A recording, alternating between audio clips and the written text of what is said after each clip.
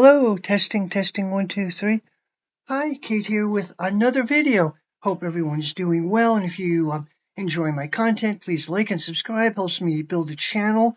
So this is May 12th, 2024. On a Sunday, it'll probably be a few days before I get this uploaded, probably Tuesday or Wednesday. See what happens. Okay, this video is on Jackson Hinkle. And disclaimer, I have pretty negative feelings about the guy. I've done a deep dig into some of the stuff going on with him. He's gone from like 3 or 4 years. He rose from being an obscure YouTuber to being like he's hanging out with a Lavrov, Russian foreign minister. He and his girlfriend were riding a tank around Russia. He met the Chinese chief ideologist, chief theorist of the Chinese Communist Party. Guys like major media figure. He was interviewed by Tucker Carlson. From 4 years from being an obscure YouTuber to a major worldwide phenomena. Like, what's going on? Some odd things going on. I did a dig into him, and some odd things, very odd things, which probably his hardcore fans are not really fully aware of. Some very strange things going on. I'll let you decide what's going on. Some stuff I came up with. Okay, first, some of the basics. Jackson Hinkle was born in 2001, San Clemente, California. San Clemente is a coastal city in Southern California, halfway between LA and San Diego. It's like known for Spanish colonial architecture. It's kind of upscale bourgeois city. Known for Spanish colonial architecture, kind of vacation, tourist destination. His father is a CEO of a management company, and his mom's apparently a stay-at-home housewife. I believe he has two younger sisters. I don't really care about his family, but his father is on Twitter. He seems to be a conventional Democratic liberal. He posts stuff about Biden, what a great guy Biden is, and he's into NFL football. I don't know what he makes of his son's sort of bizarre politics, but I'll get to that. Okay, so Jackson Hinkle went to San Clemente High School. He had an interest in finger painting, guitar playing, and especially surfing. When he was in middle school, he developed an interest in surfing. This is a part of the Southern California lifestyle. And he says that he got interested in environmental activism through surfing, so debris on the beach. And at one point, I think he was 16 or 17, he organized crews of several hundred people to clean up the debris, on the beach. And he called this, what do you call it? He called this the Team Zissou Environmental Organization. It came from a Wes Anderson movie, The Life Aquatic. And he got national recognition for this. There was recognized like GQ, Reader's Digest, Teen Vogue as one of the 8 or 10 or whatever young environmental activists to keep an eye on. He got some national recognition for this. I have a feeling if he was like a working class kid in Maine or Michigan or Indiana or someplace, he wouldn't have quite got the same recognition. Okay. I also worked for the Sanders campaign in 2016, I believe. There's some photos of him doing this. And interesting, when he was 18, he graduated a valedictorian. And when he was 18, he went to DC. He testified before Congress on decommissioning nuclear reactors, which is a little odd.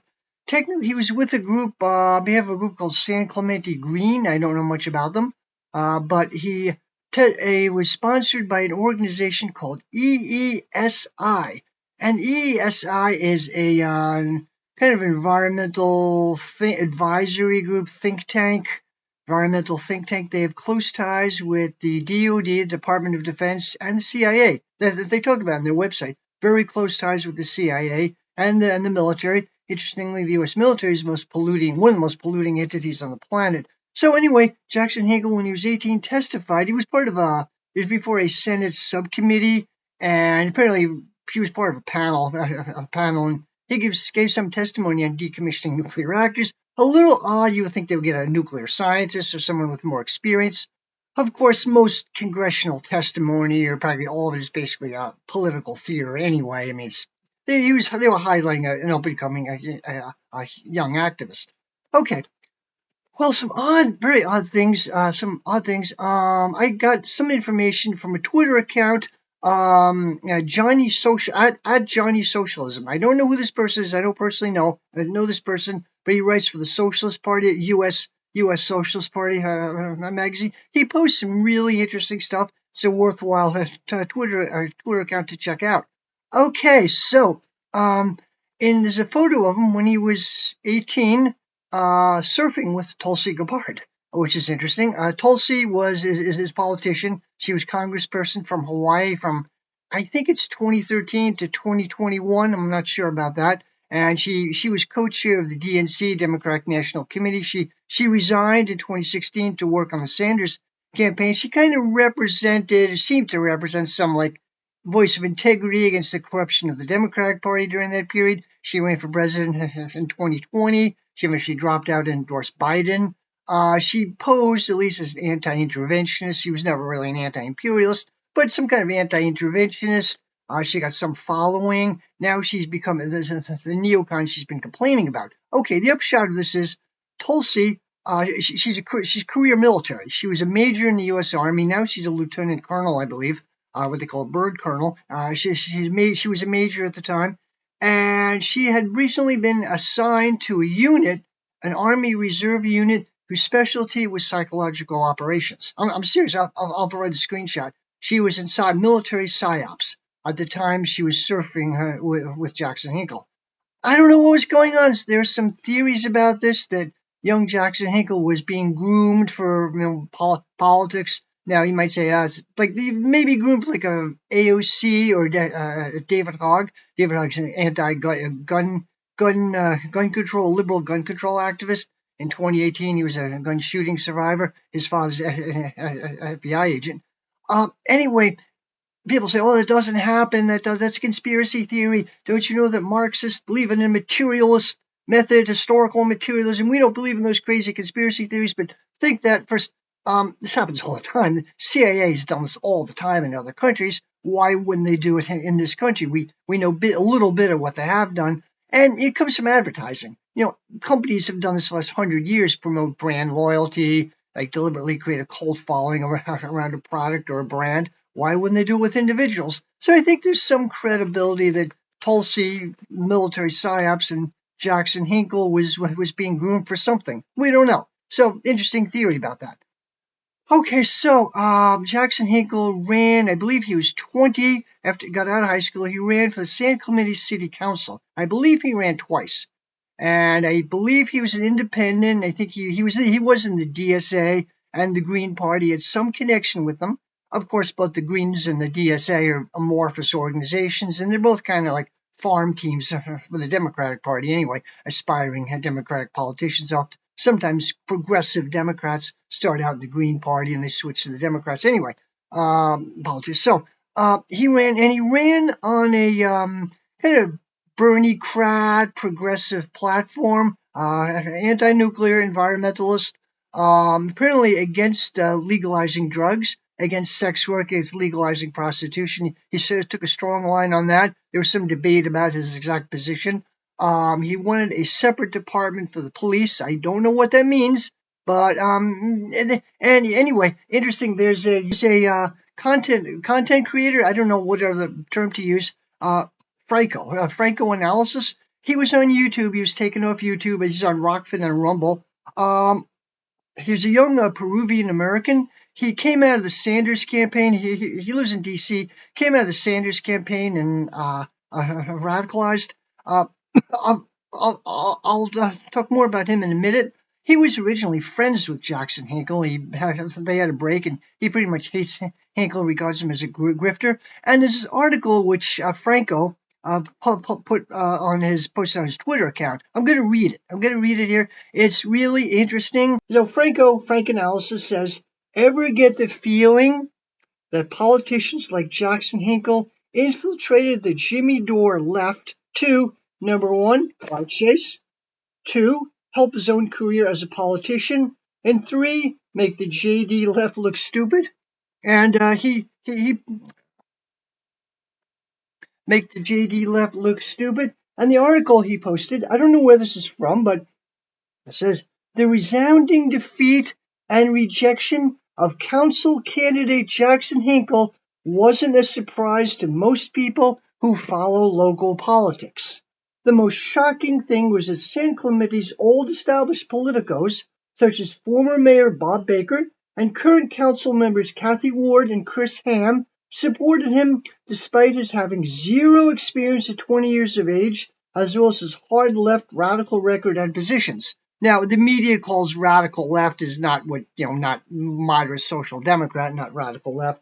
But anyway, how did Hinkle, who only graduated high school last year, who within a year falsely described himself as an energy policy advisor for a company in Oslo and as a marketing specialist for a $500 million a year health food program, a food company, raise and spend over $30,000 and lose in a landslide? Despite having an independent expenditure from a Nevada-based developer and the endorsement and monetary support of public employee unions, Hinkle got over 1,000 fewer votes than he did just a year ago. How is that possible? So it's interesting. He apparently has some pretty heavy backers. Now, I've known young people, radical young people, leftists who tried to get involved in local politics and ran for town council or city council in different places, the board of selectmen. They always lost. But, they didn't have anywhere near the backing of Hinkle. And apparently, I don't know where this information is from, but apparently there's more to it than meets the eye when he ran for city council. Apparently, he ran twice. And I don't know where that article is from. I can't verify it, but it is interesting. Okay. So he lost. So where was he? Here, yes. So in 2020, Jackson Hinkle started a YouTube channel called The Dive. And The Dive could be either a sleazy bar, or it could be, in this case, probably meant like dive into politics, like a deep dive. And his YouTube channel wasn't bad. It talked about kind of leftist, like non-socialist, leftist perspective. Kind of Biden had got in. He talked about the corruption of the Democratic Party from the left, U.S. imperialism, AOC, things like that. But from a leftist, non-conventional leftist perspective, and it wasn't bad. Did you talk about geopolitics? He seemed to have good takes. He was a little unsure. I could tell he was a little politically a little unsure of himself. Different positions. He was a bit unsure of himself in some ways, but it wasn't a bad channel. Okay, and he built up his channel. He was able to build it. He had people help him, boost him. Like he said this himself. He had people who I had him on as a guest and build up his channel. And then he helped other people build his channel. I thought this happens, and he got noticed. He spent a while, a little too long, people thought, debating breadtube people like Vaush or Destiny. Now they're a really low bar. They're really dumb individuals. At one point, Vaush, he had a debate with Vaush about something. Vaush rage quit on him. That's a low bar. Now, later on, he said he was doing this just to build his channel. He had no interest in Vaush. They got pissed off at him. But, okay. So, there was I mentioned Franco. There was a network of content, which YouTubers, but they branched out there on Rockfin. So, a network of leftist content creators. A network is kind of like a political party, not quite. People help each other out, cooperate. They're like network of like-minded people. So there was a network called Mikasa Sukasa run by Nico House. His YouTube channel, he had a YouTube channel of that name. There was a wave of YouTube censorship, like around 2021, 22, where these people were just taken off YouTube. They're still around. But so this network, Mikasa Sukasa, left-wing, strongly anti-imperialist, with a libertarian streak. They'd go against liberal narratives about things which much of the social left is kind of afraid to take. Criticize AOC before anybody else did, or all kinds of things. Liberal narratives. So, Nico House, an African-American journalist from Miami, independent journalist, interesting guy. He's famous for unique hairstyles. But I like Nico. He has really good takes. I generally like him.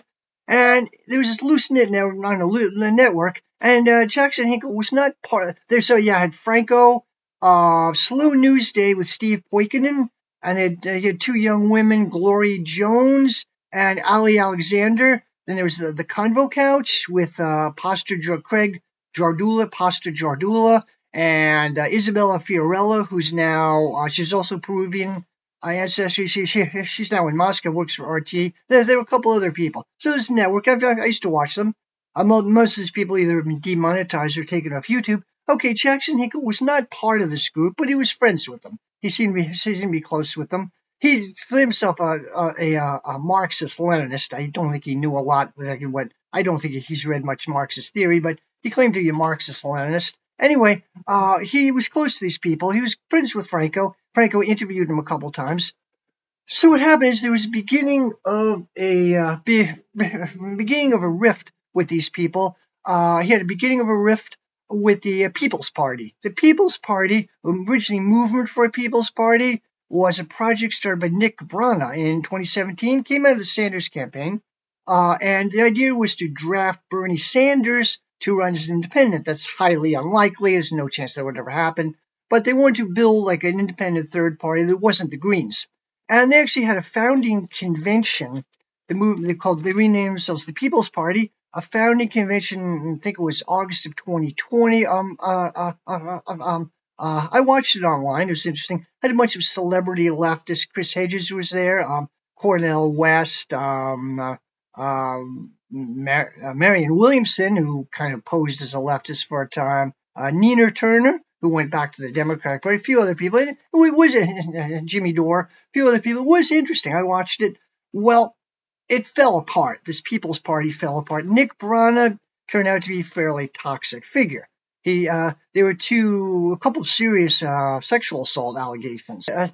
Sexual assault allegations against two women activists in the People's Party. Paula Jean Swearingen, who had been she was an activist in West Virginia. My dog is getting upset. She was an activist in West Virginia.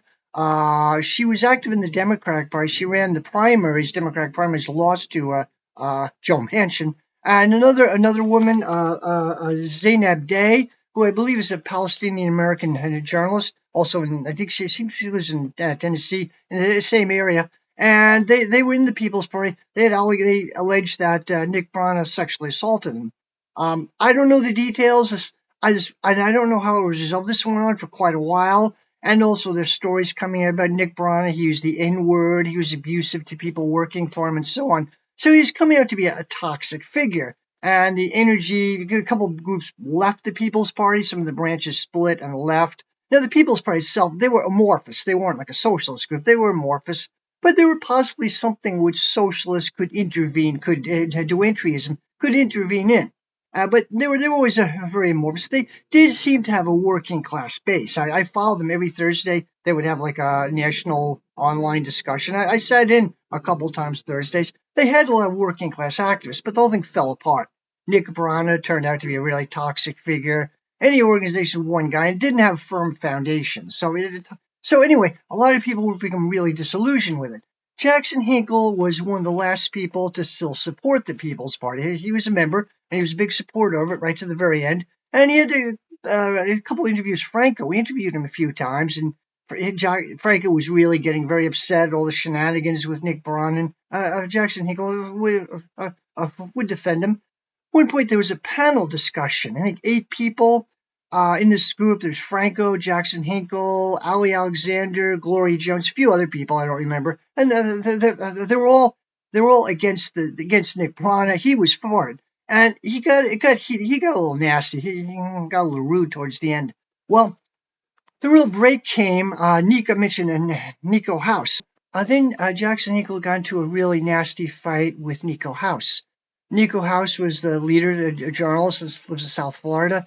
He was on a podcast with this figure, Jack Brsobiak, who's an alt-right, kind of a noxious alt-right figure, semi-fascist. I'm not super familiar with him. And so Jackson Hinkle got kind of upset. You're upset. You're uplifting. You shouldn't be uplifting this guy. You shouldn't be working with him. So Nico House said, it's good for people to talk to each other. People should always talk, even though you don't always agree with their politics. And, it's okay to talk to someone on the right as long as you clearly state that your politics are different, that you disagree with this person. And you're aiming at, like, Brsobiak's audience, not him. And, anyway, there was this Twitter fight between Nico House, Jackson Hinkle, and Franco. And it got heated at one point. Jackson Hinkle basically called Nico House a fascist. Called him a fascist. That kind of broke their relationship.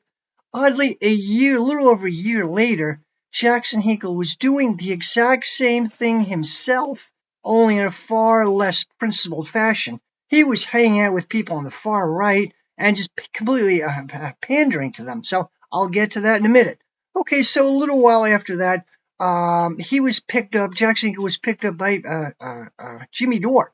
Now, Jimmy Dore, I made some previous videos about him. Jimmy Dore is a political comedian. Came out of the Young Turks. He left in 2018 over Russiagate. They supported. He didn't, and he basically self-radicalized over about 3 years. He self-radicalized, and he really constantly criticizes the Democratic Party from the left. He generally has good takes. He's not a lot of people on the left are very skeptical of him. The Facebook left pretty much hates him, largely because he's a populist. Like he's bringing people out of the Democratic Party and moving them left, but people are a little unsure, like a little nervous about where he's leading them. I think he's generally doing good work. I don't agree with everything he says. He does have some big flaws. His transphobia was driving me up a wall for a while. I forget the year, but a couple of years ago, Roe v. Wade was overturned. So then next had a wave of transphobia, like something for the right wing to latch onto. And it would be everywhere, a big tsunami of turfism and transphobia. Like 22 states had very repressive laws against trans people, and it's still battling ongoing. It's receded somewhat, but for a while, trans issue was like the major cultural wedge issue of U.S. politics. It was odd. Politics and culture was odd. And Jimmy Dore signed on to this. He mocked trans people. He was definitely anti-trans. It wasn't a principled stand on his part. He didn't actually know any trans people or investigate it, or he didn't seem even interested in learning about it. And I was kind of disgusted with him. I can't take this guy anymore. I stayed away from him for a while. I came back and I do watch him. He has flaws. He is genuinely funny. He does have flaws. But okay, anyway. So he does it with this guy, Kurt Metzger, another comedian, Kurt Metzger. And also he has like a wingman, someone who he kind of co-hosts the show with. And he did it with Graham Elwood and Ron Falcone for a while. Apparently he had a falling out with them. Okay, they're also comedians, political comedians. Okay, so the way that he does his show, I think he does it once a week or twice a week. He does like a 3 or 4 hour segment, and then he chops it up. He does like interviews, then talk, then monologue, and he breaks this up. So he worked with Jackson Hinkle. He was picked up by Jackson Hinkle. Let's see, kind of around. He was on Jackson. Jackson Hinkle was on Jimmy Dore from around February of 2002 to September of 2023 for that period. And he was free. Now he was intelligent. Jackson Hinkle is very intelligent. He's full of information. Like this was coincided with the Ukraine war. Russia's invasion of Ukraine, and Hinkle knew. Like I remember the sanctions against Russia backfired, and they were devastating the German economy. Hinkle knew the facts of oil production quotas and oil import quotas and how it's affecting the German economy. He could rattle off these statistics. He did his research. He knew it really well. The thing about Hinkle, though, he was like Jimmy Dore Jr. He apparently didn't have any original ideas. He just reflected whatever Dore was saying. And he flipped on so many positions. Hinkle was originally pro-vaccine. He said everybody should get vaccinated. And now Jimmy Dore was famously against COVID vaccine, against the lockdowns. And now, since it's YouTube, I gotta say the vaccines are safe and effective. And see go along with what the FDA and CDC says. They're completely safe and effective. Okay, well, anyway, as far as Hinkle would flip his position, he became anti-vax from Jimmy Dore. Jimmy Dore would say something about AOC. The very next day, Hinkle would reflect the same thing. He was literally Jimmy Dore Jr. And it's unclear what he actually believed in himself. A little vulgar, a little crude, interesting comment on Reddit. Somebody said, I used to watch Jackson Hinkle down the time, and he was riding very hard on Jimmy Dore's dick. Sorry to be crude, but that's exactly what it was. He was Jimmy Dore Jr. Exactly, Jimmy Dore Jr. Okay, unclear what Hinkle actually believed in himself. And of course, he massively built up his channel. He built up his channel through Jimmy Dore. Jimmy Dore is huge. He's very popular, over 1 million subscribers. For a YouTuber, he's very, very, very popular. And he's probably one of the most popular people. Okay. So where was I here? Okay, so for a while, like it was starting around September, the middle or late period when he was on Jimmy Dore. For a while, Hinkle Jackson Hinkle was picked up by right-wing/conservative media. He was everywhere.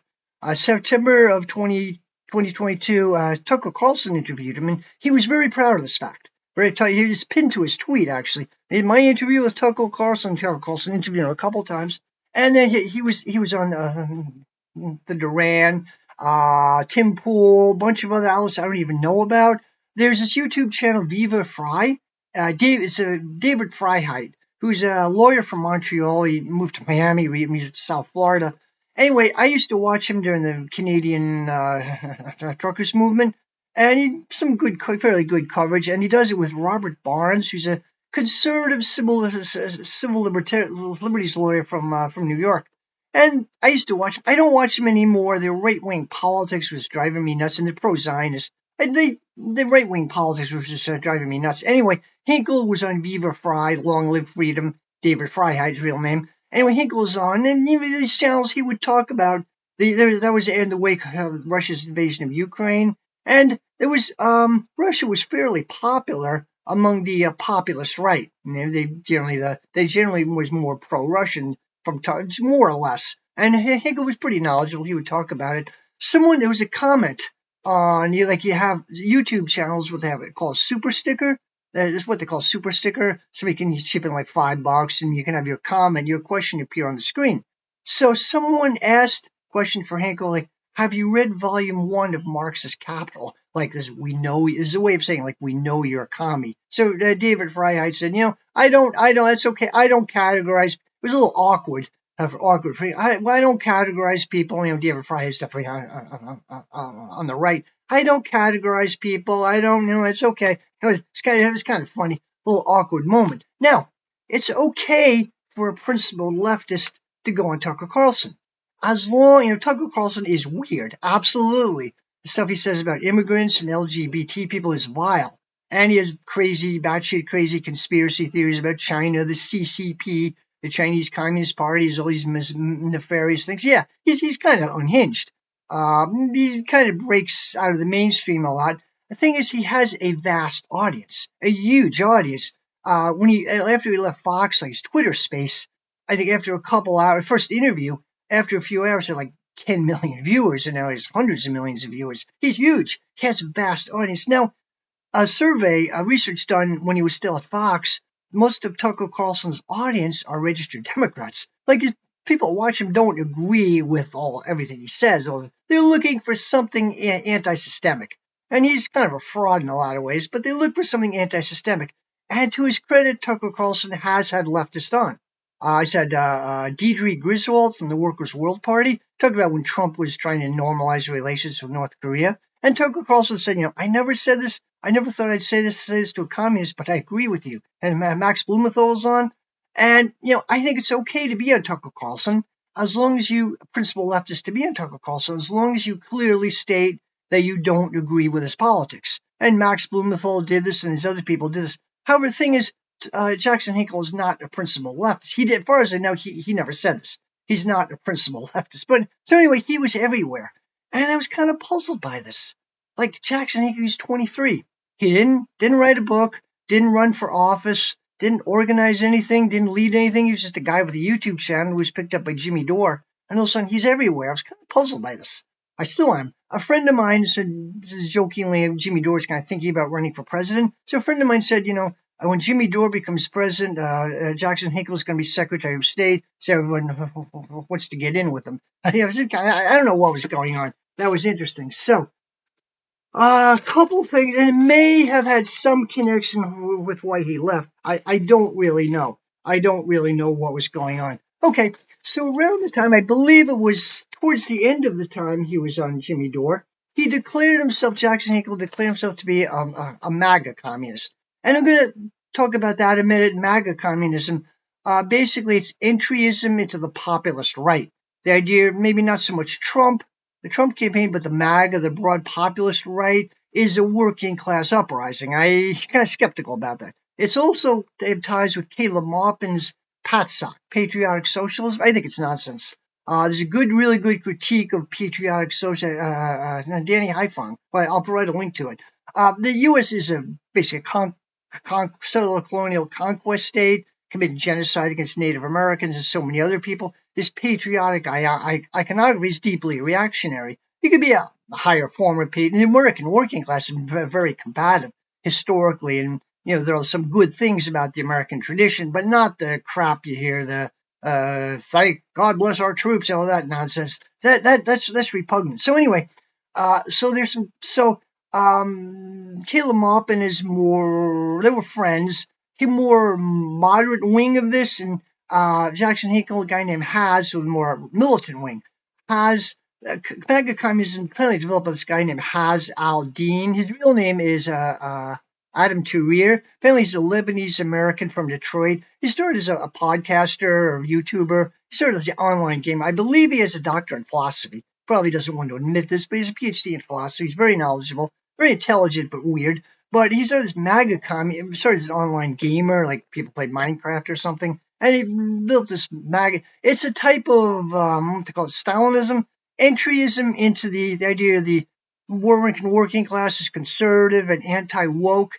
Now, I think this misreads what the working class is. Now, the working class in the U.S., as far as I know, is like between 60 and 70% of the population is working. It's working class, more classic Marxist definition. The working class is people who don't own the means of production and therefore have to, or have access to capital and have to rent out their labor. Okay. And there are different sections, many different sections of it. On top of that is a managerial, petty bourgeois managerial layer, several managerial layers. There are entrepreneurs, small business owners, and so on. A petty bourgeois layer above that. And then there the top bourgeoisie. Okay, now the U.S. working class also there are segments. This MAGA communism is oriented towards the old school industrial working class, which has kind of been eroded. The U.S. industrial base is largely it's still there, but it's massively eroded. The biggest sector, as I understand, the industrial working class, or the so-called defense sector, military war production, Boeing in Seattle. I was at a picket line a couple summers ago, Bath Iron Works in Maine, and they're the MAGA people. They're the hardcore MAGA people. They regard Trump as like a working class candidate, which is absurd, but they're right wing, politically pretty far right wing. There are others, and there's other parts, auto industry. I don't know what their politics are. I don't know. I don't really know, but there are other sectors of the working class. The communication workers, the vast people build and maintain the vast communication and internet infrastructure. There are construction, maintenance workers, transportation workers. There's the service sector, which is very large, but very exploited, non-unionized, the precariat, very brutal conditions, very exploited, low pay, high turnover. They consist of like restaurants, baristas, group homes, things like that, elder care, very low pay, high turnover. I've worked in that sector for a long time. They're the people who stereotypically are more left wing generally, and also countercultural, like dye the hair purple, have 20 genders. I'm joking there, but they're more okay. Then there are other sectors, public sector workers, mostly teachers, but state employees and so on. So this MAGA communist people are oriented towards a small sector of the working class, not even the majority of the working class, and they're super patriotic or patriotic communism. Like the idea, Caleb Maupin is based on Earl Browder. Communist Party leader in the 40s. He was kicked out of the Communist Party.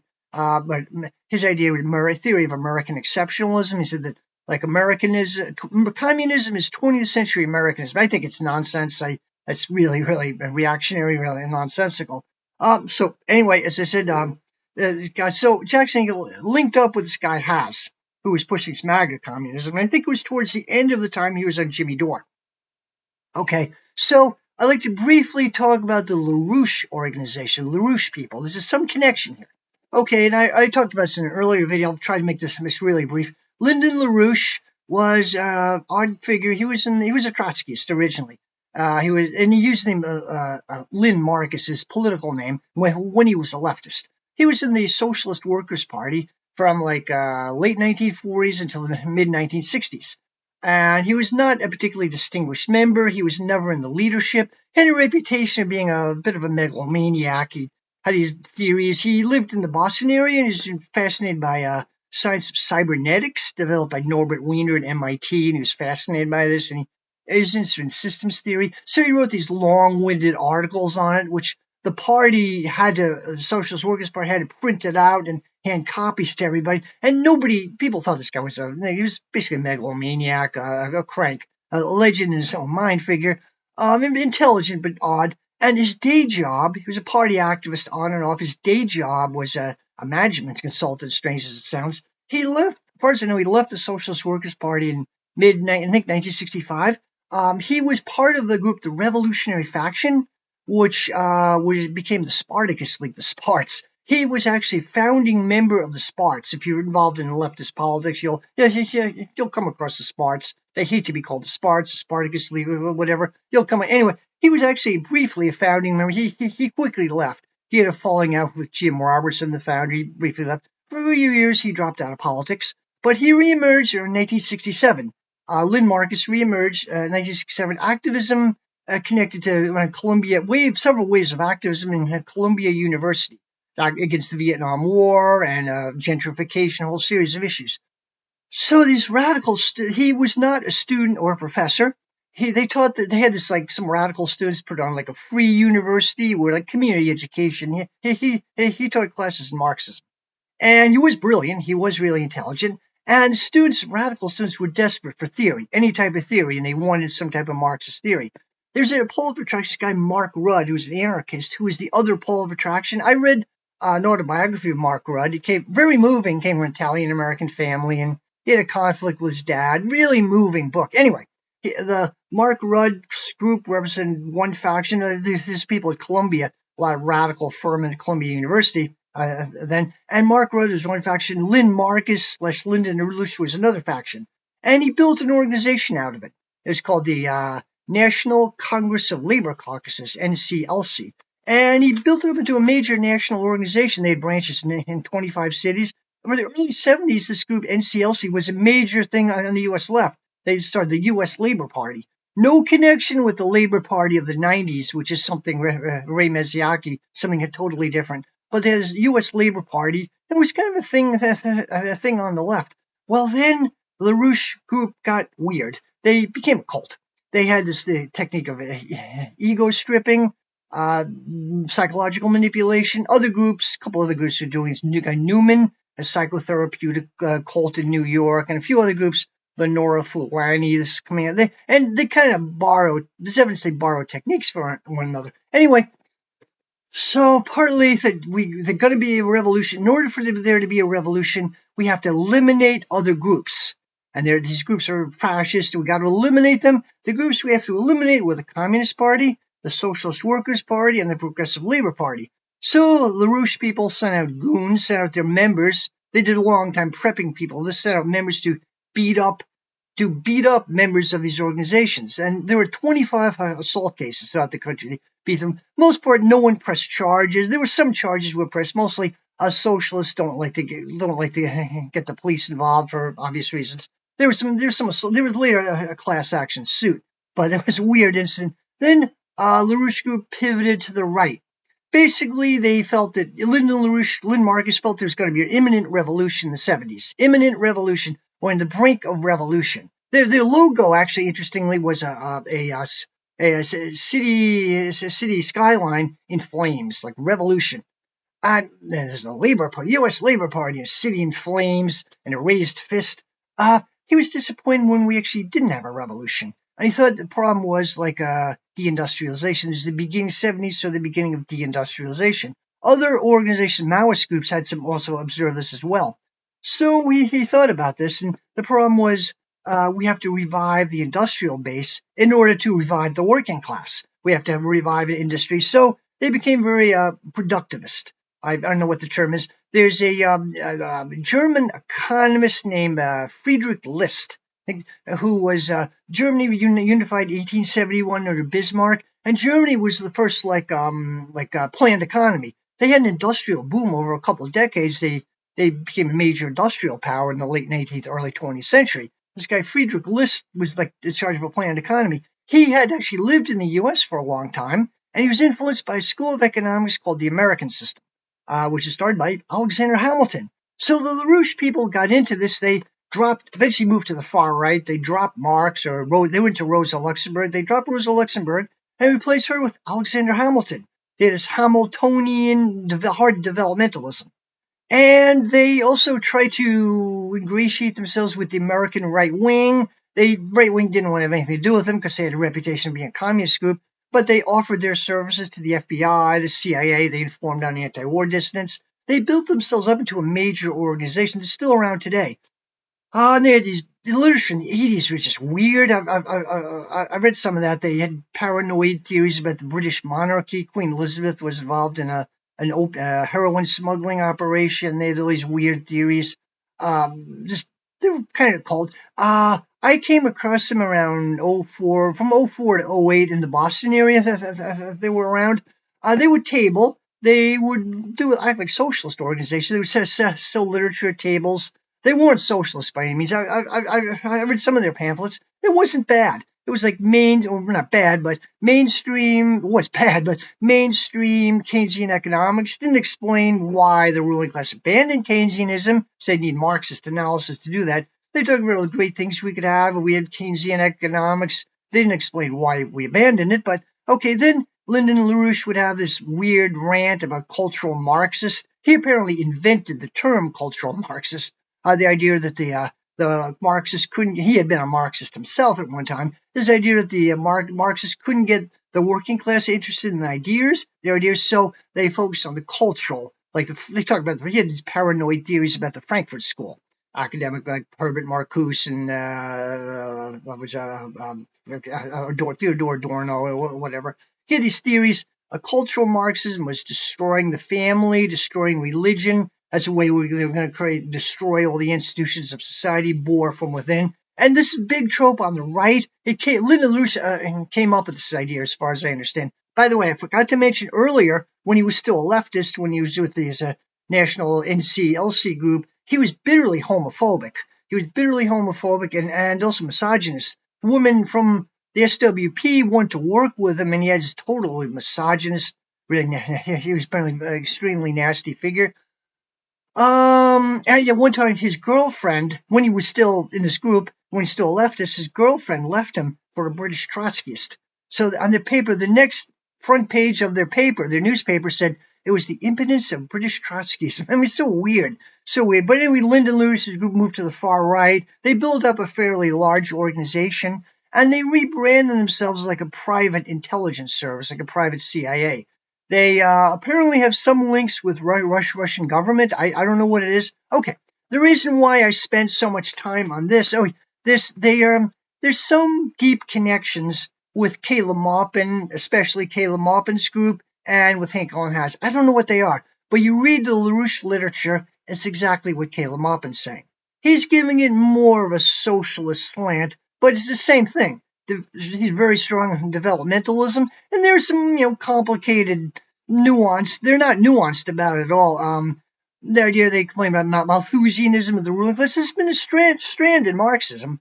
István Mazáros, famous Hungarian Marxist, talked about he talked about the Club of Rome in the 70s and the Malthusian tendency within capitalism. This is something going on, absolutely.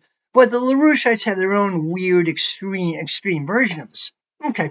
So anyway, you read the LaRouche literature, it's exactly what Caleb Maupin's saying. And Caleb Maupin, even actually interestingly, he kind of talked about the LaRouche group somewhat. So, they really, he slams the counterculture. He thinks there's CIA operation. Caleb Maupin's group is like normie socialism, very like conservative, button down type social for normal people, not countercultural. His thing, out of the movement, into the masses. I kind of agree with that, but he does a weird take on it. Okay. So, the literature is exactly this. It's like, I have a suspicion Caleb Maupin's CPI, Committee for Political Innovation, is basically LaRouche front group. There's some deep connections. I'm not sure what they are. I think Haas and Hinkle also has some deep connections with the LaRouche organization. By the way, Caleb Maupin talked about this a bit. He talked about LaRouche people. He slams the counterculture. I think it was like a CIA front. CIA, MK Ultra popularized LSD in the 60s, and it might have some truth to it. He talked about this book, the Queering Conspiracy by Marilyn Ferguson. He talks about this a lot. I've actually read the book. It's okay. He thinks it was popularized by the CIA. Might be. Thing is, he talks about this, but he doesn't. He talks about the LaRouche people pretty favorably. They have some great ideas. I don't agree with everything they say, but they have some great ideas. but he doesn't mention Operation Mop Up. He knows it very well, but he doesn't mention some of the weird stuff. So there are some deep connections with the LaRouche people. Okay, there's a date here. Oh yeah. In 2022, October 13th, 2022, activist Jose Vega, New York activist. I think he's from the Bronx. Seems like a really nice guy. He heckled AOC from the left at some public meeting. Like, why are you funding? Why are you supporting Nazis in Ukraine? I thought it was great intervention. I applauded. This is great. Why are you funding Nazis in Ukraine? This was when people were starting to realize AOC was a phony. She's not total phony. And the proxy war, it was kind of widely understood as a proxy war. U.S. proxy war against Russia. And so why are you funding Nazis in Ukraine? And he got a lot of attention in the media. He was on, Jimmy Dore interviewed him, Do Business, Lee Camp. A bunch of people were interviewing him. I was surprised to learn Jose Vega is in the LaRouche organization. I was kind of surprised by that. I get weird vibes from the LaRouche people. Really, really weird. I don't believe in original sin, but um, I get weird vibes from them. Their literature sounds kind of rational reading it now, but I'm not. Anyway, so 2 days later, they have this LaRouche people have this outfit in New York, the Schiller Institute. So they had a conference on green fascism. Green and Hinkle, Jackson Hinkle, and Haz Aldin spoke at it. I don't know what they talked, but they spoke to it. So the LaRouche people don't believe in climate change. They think that's wrong. They believe, the ruling class's Malthusian degrowth agenda. There's some truth, grains of truth to it, but they take this weird, hard. And there was concern a couple of years ago on the left about eco-fascism. And that's a tendency. I think the LaRoucheites have their own version of fascism, frankly. So Haz and Hinkle spoke at their Green Fascism conference. Okay. Now, just thought I'd get all that out there. Okay, so where was I here? Now, yeah, LaRouche people, they have cult vibes. I knew people, they tried to recruit friends of mine in the Boston area. They were extremely persistent. They call 5 or 6 times a day. They were odd. There's a LaRouche pack. Okay, anyway, where are we here? Okay, so I believe this is towards the end of the time he was on, December 10th. I think after he left Dore, December 10th, 2022, Jackson Hinkle was we know he attended an event called the New York Park Avenue Gala.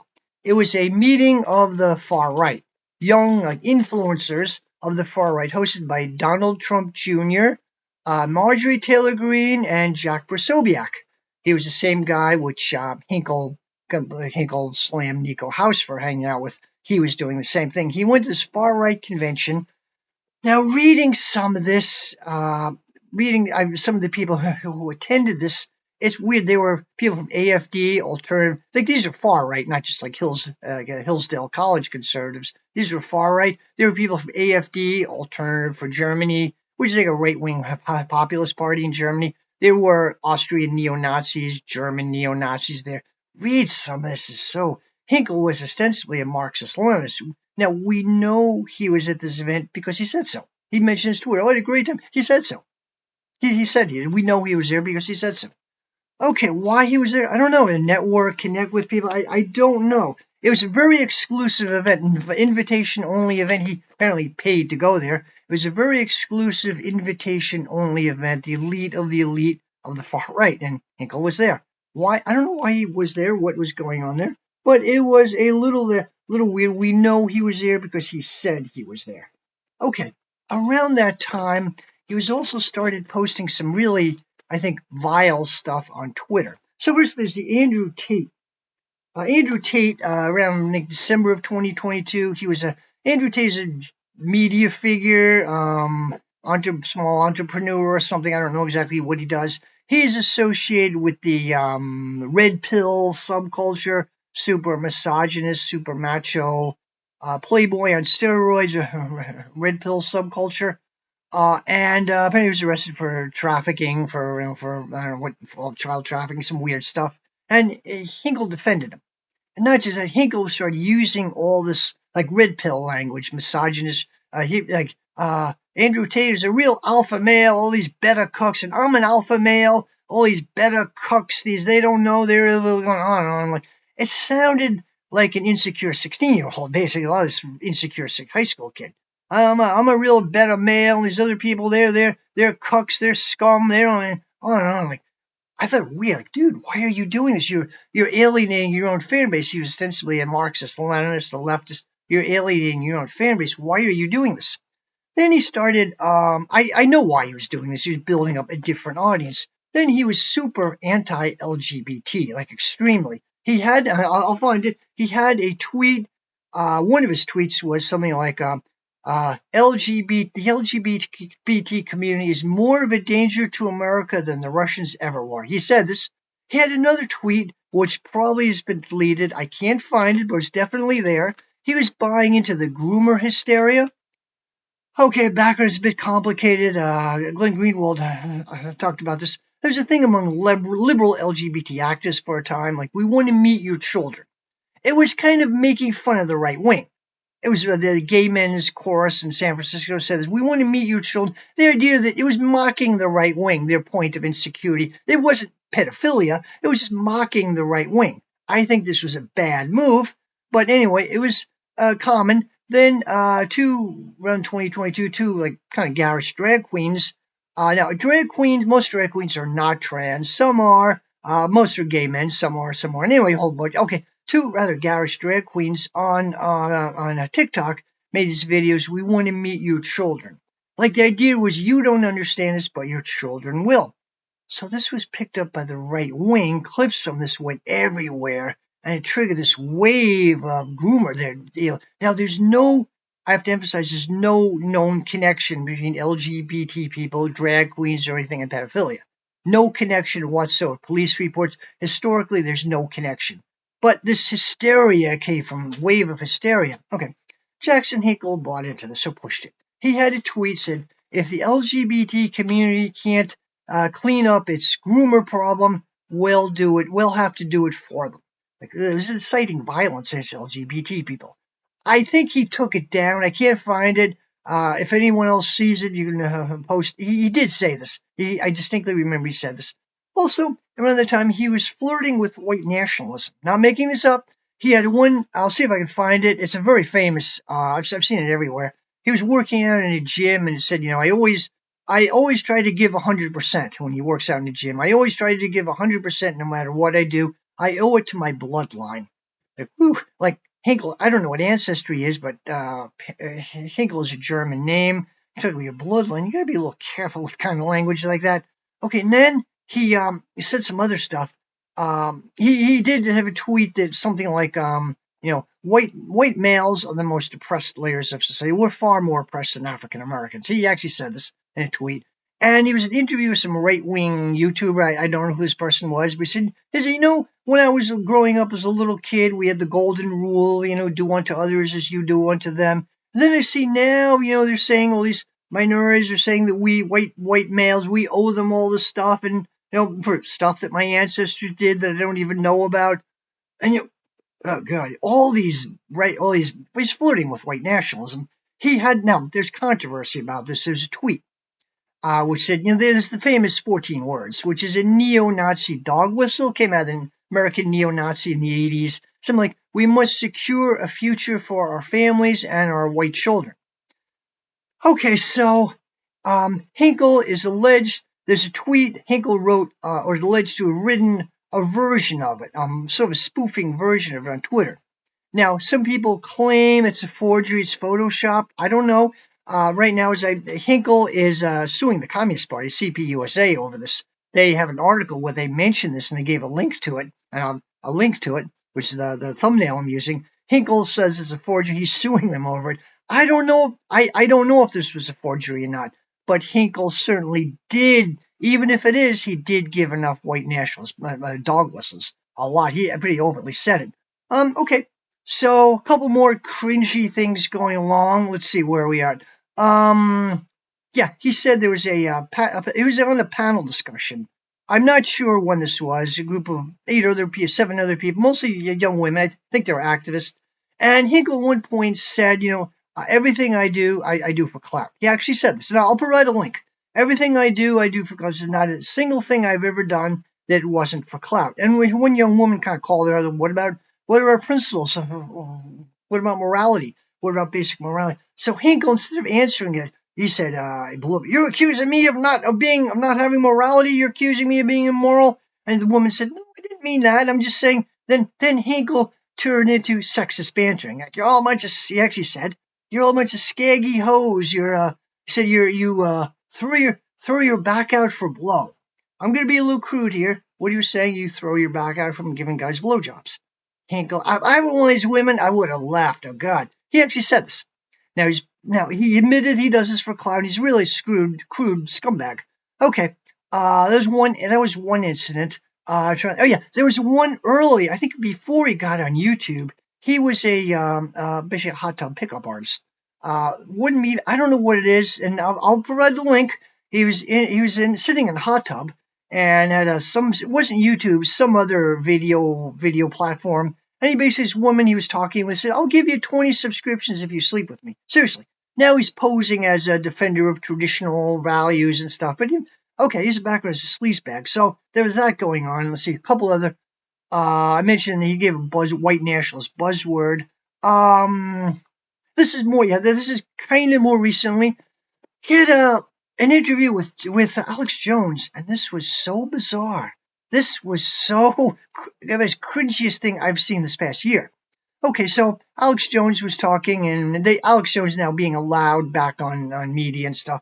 Alex Jones said, "We're all ruled by communists. We're all ruled by communists. The World Economic Forum, the globalists, the Vanguard, BlackRock, whatever. They're all communists. They're all commies." And Alex Jones, Jackson Hinkle agreed with him. So instead of, Max Blumenthal, there's a correct way to talk to people, for leftists to talk to people on the right, and an incorrect way. Max Blumenthal had a speech before people in the medical freedom movement. Whether you agree with it or not is another thing. But he was talking to people in this medical freedom movement, and he said, we're mostly right wing. He said to him, I say to my friends on the right, Trudeau is not a communist, Trudeau is a capitalist, Biden is not a Marxist. It's when the crackdown on this Canadian truckers movement started is when it interfered with the flow of capital. They blocked the Pettus Bridge with trade between the U.S. and Canada. That's when Biden called Trudeau and had him order him to crack down. It's a capitalist crisis. The crackdown is very they were freezing people's bank accounts. It's a capitalist thing. So it's a correct way to try to help people's understanding of what the enemy is. It's not evil communists. It's the workings of capitalism. So Hinkle didn't do this, though. Hinkle agreed with Alex and said, "You're right, Alex. They are all communists, but they're the wrong type of communists. They're Trotskyites. I'm a good communist. I'm a Stalin." He said, "I'm a Stalinist." He actually said that. "I'm a Stalinist. I'm a patriotic, right-thinking, patriotic American communist. I believe in American values. Oh, good." Now, it was riffing on a very big trope that Trotskyists are neocons. That's extremely complicated. There's small grains of truth to it. There's some like the history of the Shachtmanites split from the Trotskyist movement, like late 1930s. Trotsky believed in uncritical military defense of the Soviet Union. He supported Soviet Union and went to war with Finland. And the factions split off, more liberal factions split off, led by Max Shachtman. My dog is getting very upset. So, led by Max Shachtman. This guy, James Burnham, who very quickly moved to the far right. He had a new class theory, which was very popular. Now, some of these people became neocons later. It's been massively exaggerated. Trotsky's theory of permanent revolution has nothing to do with neocon philosophy. And Trotsky hated these people. The neocons are profoundly capitalist and want hyper-aggressive U.S. foreign policy. Anyway, during the Reagan administration, they were what they call the State Department socialists, Hoover and Gene Kirkpatrick. Some of these people these people were not Trotskyists by any means. They had been sort of friends of Max Shachtman or influenced by his thinking. And, so there's some tenuous connections there. But it's completely untrue. The neocons are not Trotskyists. The current generation of neocons are Straussarians, followers of Leo Strauss, a right-wing political science professor at the University of Chicago, like Victoria Nuland, her crew. They're Straussarians, nothing to do with Trotsky. But it's a really big idea on the right, on libertarian and right-wing blogs and stuff. They talk about that a lot. Okay, so Hinkle was reinforcing this idea and is massively exaggerating it. Yeah, they are all communists, but I'm a good communist. That was so cringy, it's beyond belief. Whether or not you like Trotsky, whatever you think about Leon Trotsky or Trotskyism, it's so cringy. Okay, That was, oh yeah, no, another thing. He was interviewing a guy. I don't know much about this guy, Sneeko, who's I think a right wing influencer, YouTuber, or something like that. And Hinkle talking about they're talking about the sexuality of the Nazis. Hinkle said the Nazis were all gay and trans. There was they shut down small grains of truth. There was a Weimar Germany started to have an LGBT movement like 50, 60 years before Stonewall. There's a lot of Berlin. They had a trans community. They were early. They were developing this. It was shut down by the Nazis. There was a Magnus Hirschfeld Institute, a couple other institutes, and the Nazis. Some of the early ones actually were gay. Ernst Röhm and the SA. They came out of the Freikorps.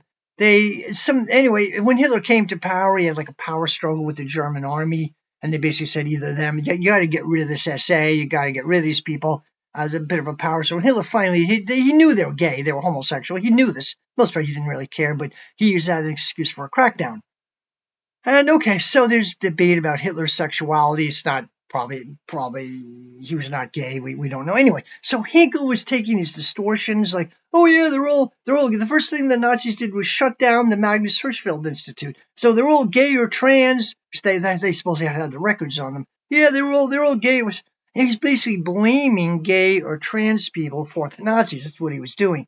It's so cringy, it's beyond belief. Okay, almost done here now. October 7th, the famous Hamas attack. Before this time, Hinkle had no known interest, very little interest in Palestinians. He barely mentioned anything to do with the Palestinian struggle. In fact, he actually seriously had a YouTube video where he praised Netanyahu. He said Netanyahu is good for multipolarity. And he mentioned those people, Xi Jinping, Netanyahu, and Putin, and all these other multipolar leaders were visiting Netanyahu. And Netanyahu is really good for multipolarity. Okay, good. So, and then he interviewed Jordan Peterson a day after Jordan Peterson had dinner with Netanyahu. Okay, then October 7th happened, and Hinkle had this like kind of a manufactured controversy. It's a video game franchise, Grand Theft Auto. Now, I've never played it. I've heard it is kind of raunchy. It's controversial. He claimed that they were Zionist. And in fact, he claimed they had offered him a job, offered him a position. Said, no, they're claiming they were Zionist. And I don't know enough about it. There are some issues with Grand Theft Auto, absolutely.